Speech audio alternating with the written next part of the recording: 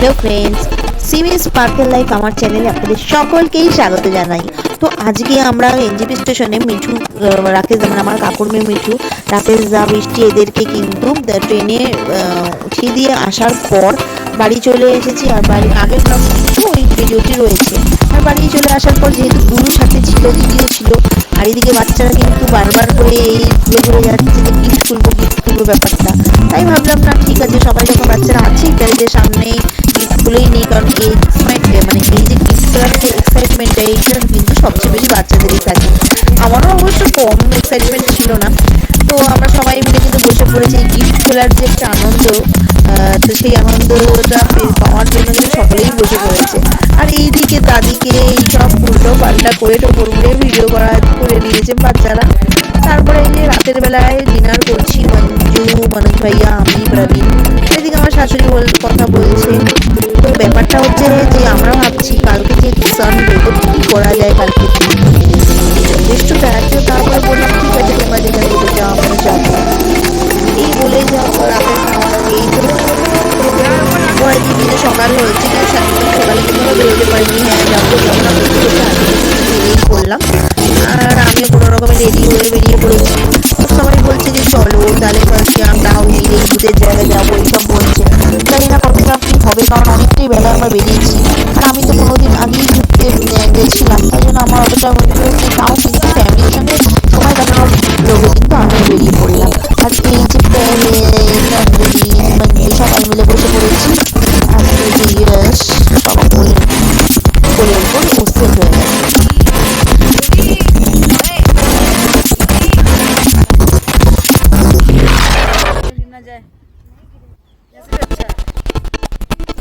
তো কয়েকজন কথা বলতে বলতে মোটামুটি যখন রোহিণীর কাছে চলে এসেছি, তখনই হচ্ছে আমি আবার ভিডিও করা শুরু করলাম। তো আর সবচেয়ে বড় ব্যাপার হচ্ছে যে মঞ্জু হরিয়ানায় থাকে, কিন্তু কোনো পাহাড়, ওখানে তো নৈনিতাল আছে কাছে পিঠে, কিন্তু সেরকমভাবেও যায়নি। তো পাহাড় দেখে ও প্রচণ্ড এক্সাইটেড ছিল। আবার একটু যখন বাঘগুলো ঘুরছিল, মানে আমাদের যে পাহাড়ের টার্নিং রাস্তার, সেগুলোতে কিন্তু মনোজ ভাই একটু ভয়ই পাচ্ছিল আর নার্ভাস হয়ে পড়ছিল, বলে না এইভাবে চালা ওভাবে চালা। তো যাই হোক, এইভাবে করতে করতে কিন্তু আমরা পৌঁছে গেলাম।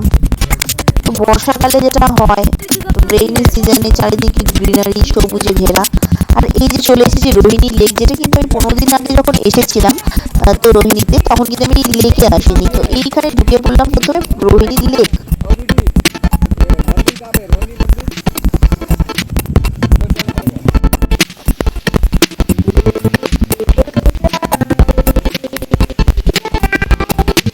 আমি গাড়ি থেকে নামিনি, আর তখন একটু ফোঁটা বৃষ্টিও শুরু হয়েছিল। তো আমি বললাম তোমরা যাও, আমি বাচ্চা দুটোকে নিয়ে বসে থাকি গাড়িতে। তো আমি পুচকু দুটোকে নিয়ে গাড়িতে বসেই ছিলাম। আর তারপরে ওরা কিন্তু ওদের মতন ঘুরে ফটো টটো তুলছিল। আর সত্যি রোহিণী লেকটা এত সুন্দর, আমাদের কাছে পিঠে রোহিণী লেক, যেটা মানে মিরিক লেক আর মতনই এখানে বোটিং মানে সিস্টেমও আছে, যেটা দেখে ভালো লাগলো। যে কাছে পিঠে ঘুরতে এলে সানডের দিন এখানে কিন্তু মানে চলে এসে সময়টা কাটানোই যায়।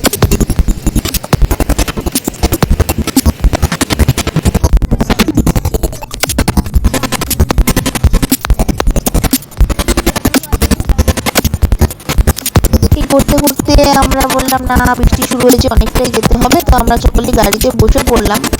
তারপরেও কিন্তু গাড়ির মধ্যে থেকেও এই যে ভিডিওগুলো করা হচ্ছিল। ওখানে মনে হচ্ছিল অনেকক্ষণ বসে থাকি, কিন্তু না, বসা যাবে না। তো আমরা নেক্সট ডেস্টিনেশন মানে রোহিণী মন্দিরের দিকে যাওয়ার জন্য কিন্তু গাড়িতে আবার সকলেই বসে পড়লো।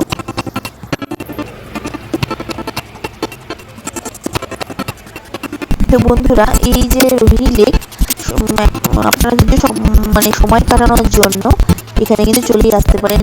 একেবারে নির্জনে লেকের ধারে বসে সারাটা দিন অনায়াসেই কেটে যাবে।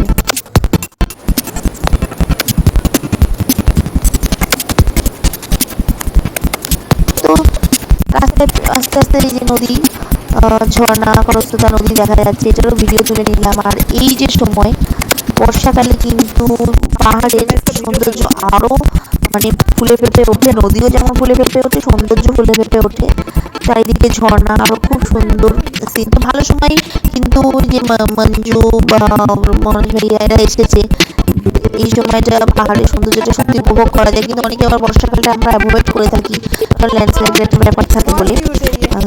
তো এখানে কিন্তু আমরা মন্দিরের এখানে চলে এসেছি। তো আমি সকলকে বললাম যে তোমরা এগোতে থাকো, আমি তোমাদের ভিডিও করি। আর এই যে কিউট ডগিটা, যেটা আগের দিনও ছিল, ও হচ্ছে মানুষ দেখলেই চলে আসে, তো আমাদেরকে দেখে আমরা চলে এসেছি। আর এই যে পেহেলেও কিন্তু ওই রোহিণীর ভিজিট ফার্স্ট টাইম।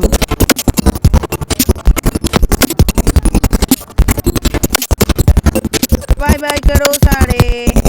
এই রোহিণী এখানে যখন বললাম যে ওঠো, আমি ফটো তুলে দিচ্ছি, ভিডিও করে নিচ্ছি, তো সবাই একে একে উপরে हेलो कर উঠে গেল। মানে পাহাড়ের প্রত্যেকটা স্টেপে স্টেপে এত সুন্দর সিন, এত সুন্দর ভিউ, সকলেই যেখানে যাচ্ছে সেখানে দাঁড় করিয়ে ফটো তোলা শুরু করে দিচ্ছে। তো এখানেও একটু ওঠার পরেই যে এত সুন্দর পাহাড় ব্যাক সাইডে দেখা যাচ্ছে, তো সকলে এখানে বসেও ফটো তোলা শুরু করে দিয়েছে। তো এক একটা জায়গায় এতটাই বেশি সময় লাগছে, তো আমি তখনই বুঝতে পেরেছি না, আমাদের কিন্তু মনে হচ্ছে না আর উপরে রাউবিলের দিকে যাওয়া যাবে। তো ঠিক আছে, যতটুকু এসেছি অতটুকুই ভালো করে ফটো তুলে এনজয় করাটাই মেন। তো রোহিণী মন্দিরে যাওয়ার যে এখানে যে একটা ছোট পুকুর মতো রয়েছে, এখানেও সকলে ফটো তুলে নিল নন্দিনী দিদি কোলে। তো পেহেল খুব আনন্দ করছে।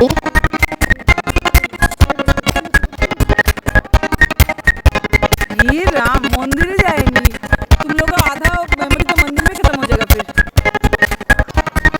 রাস্তাগুলো মন্দিরে যাওয়ার বেশ খাড়া এবং চড়াই, তো ভালোই, মানে যতই তুমি এক্সারসাইজ করো আর যাই করো, এখানে কিন্তু উপরে উঠতে ভালোই বেগ পেতে হয় সকলকেই। ये चलते रहो तुम। প্রথমে একটু আমরা রং সাইডে চলে গেছিলাম, তারপরে আবার ঘুরে এই রাস্তা দিয়ে মন্দিরে যাচ্ছি।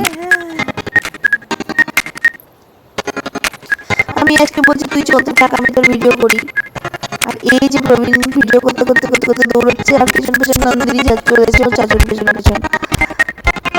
আর যতই উপরে উঠছি তত মানে নিচের ভিউটা আরো বেশি ভালো লাগছে। তো মানুষ ভাইয়া বারবার জিজ্ঞেস করছে কত ফিট উপরে এলাম, কত ফিট উপরে এলাম। তো এই যে ফিটগুলো যখন শুনছে তখন অবাক হয়ে যাচ্ছে, আবার বুঝতেই পারা যাচ্ছে না এত ফিটে চলে এসেছি, এত ফিট উপরে চলে এসেছি। তো মন্দিরের এই যে সামনের সিঁড়িতে আমি বসে আছি, কারণ এই জায়গাটা আমার সত্যি খুব ভালো লাগে বসে থাকতে। এখানে এসে ফটো সেশন শুরু, তারপরে মন্দিরে গিয়ে কিন্তু পুজোটা করলাম, করার পর এখানেও আমরা বসে আছি। এখানে বসে থাকতে ভালোই লাগে মন্দিরে। আর আকাশ যেভাবে ভারী হয়ে আসছে, তো বোঝাই যাচ্ছে বৃষ্টি শুরু হয়ে যাবে কিছুক্ষণের মধ্যেই।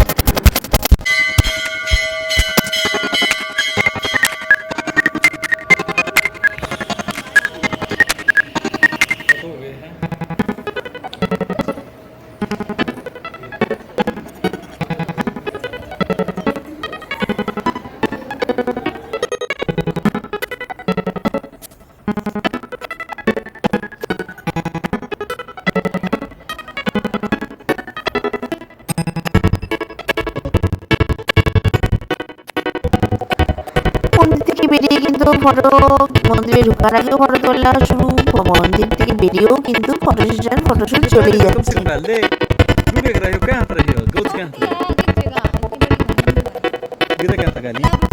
দূর থেকে দূরে পাহাড়ের ভিউ দেখে নিচ্ছি, তারপরে কথা বলতে বলতে আমরা ফিরে এলাম, নিচে নেমে এলাম। এবার হচ্ছে গাড়ির দিকে এগোবো। আর এই যে বেরিয়ে গাড়িতে ওঠার পরে যে চারিদিক মেঘ আর ধোঁয়া হয়ে গেল কিছুক্ষণের মধ্যে, পুরো পাহাড় মানে একটু করে ভীষণ জোরে বৃষ্টি শুরু হয়ে গেল। আশেপাশে কিছু দেখা যাচ্ছে না, গাড়ির হেডলাইট গুলোই খালি জ্বলছে।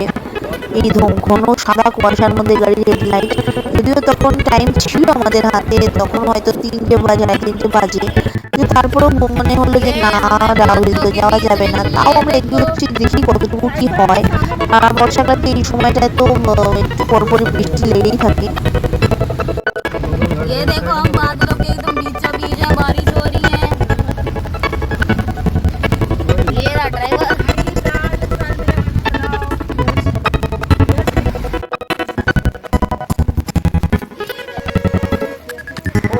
তো এখানে একটি জায়গায় দাঁড়িয়ে, মানে যেটা হচ্ছে আই লাভ পার্সিয়াং যে ভিউ পয়েন্টটা, ওখানে প্রত্যেকটা গাড়ি দাঁড়ায়।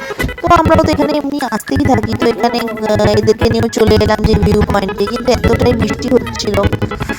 তো আমি প্রথমে ভাবলাম গাড়িতেই বসে থাকি, তারপরে সকলে বললো যে না, বাচ্চারাও বললো একটু খিদে পেয়ে গেছে, তো মোমো চাউমিন চা কিছু খাবে। তো এখানে পার্ক করে আমরা একটু ফটো তুলে নিয়ে আমরা কিন্তু সামনে যে চা যে মোমো পাওয়া যায় ওইখানে একটু দোকান রয়েছে টার্নিং এ, সেইখানেই বসে আমাদের প্ল্যান যে ওখানে আমরা চা মোমো চাউমিন খাবো।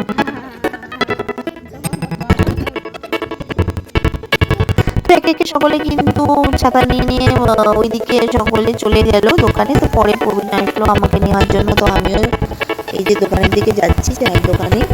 এত সুন্দর সিন এইখানটা, যে গাড়িগুলো আসছে মানে তাল সিনেমার একটা আমি গান দেখেছিলাম, এই মেঘ বৃষ্টি আর এই যে গাড়ি আসছে, মানে এই সিনটা একেবারে মনে হচ্ছে একটা বলিউড মুভির কোনো সিন।